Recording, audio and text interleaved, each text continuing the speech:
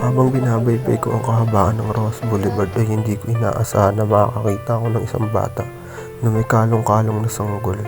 Ngunit hindi ako nagkaroon ng pagkakataon para makausap at matanong ang kalagayan nila. Kaya minabuti kong umikot at bumalik upang makapagbigay man lang ng kaunting tulong at malaman ang kalagayan nila. Ngunit hindi ko inaasahan na sa pagbalik ko ay hindi lang pala siya nag-iisa kung hindi dalawa sila na parehas kalong-kalong na sanggol at mas lalo akong nagulat na ang isang sanggol isang buwan mahigit pa lamang.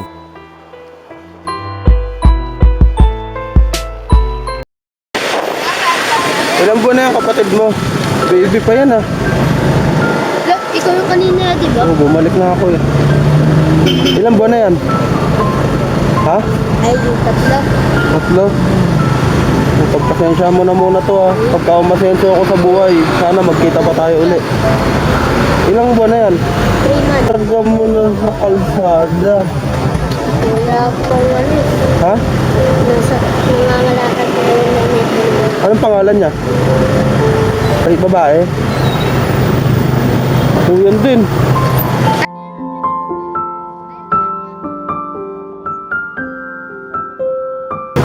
Taga saan kayo? Tiga dito lang yun. Saan? Lagi kayo dito? Baby pa niya, no? Bukas ko papasok. Tapos bukas may pasok ka. Kapatid mo din yan? Babae, yung yan, babae din yan. Iyan, ilang mukhang mas baby pa yung isa. Ha? Mas ilang months yun? Ilang months yung isa? Ha? Naman, sir.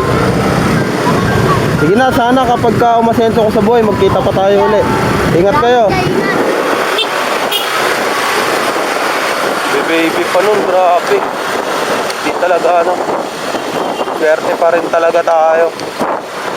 Diba? Kita mo naman yun. 3 months, nasa kalsada na. Para dumiskarte, tapos kasama niya yung kapatid niya. Bukas daw, papasok siya sa school. Baby pa nun. Nagulat ako. Hey.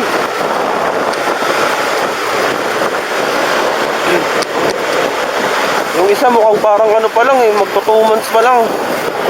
Yung isang baby, dalawang bata, may kasama silang ano, may karga-karga silang baby parehas.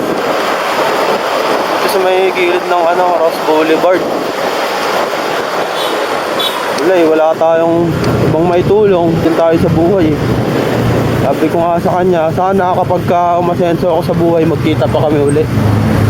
Pero sana mas maayos na yung buhay nila kapag paglipas ng mga taon. Ang hirap nun ah. Siyempre kalsada, alam mo naman yung disgrasya sa kalsada, tapos exposed na yung mga baby sa kalsada. Siyempre sa hirap ng buhay,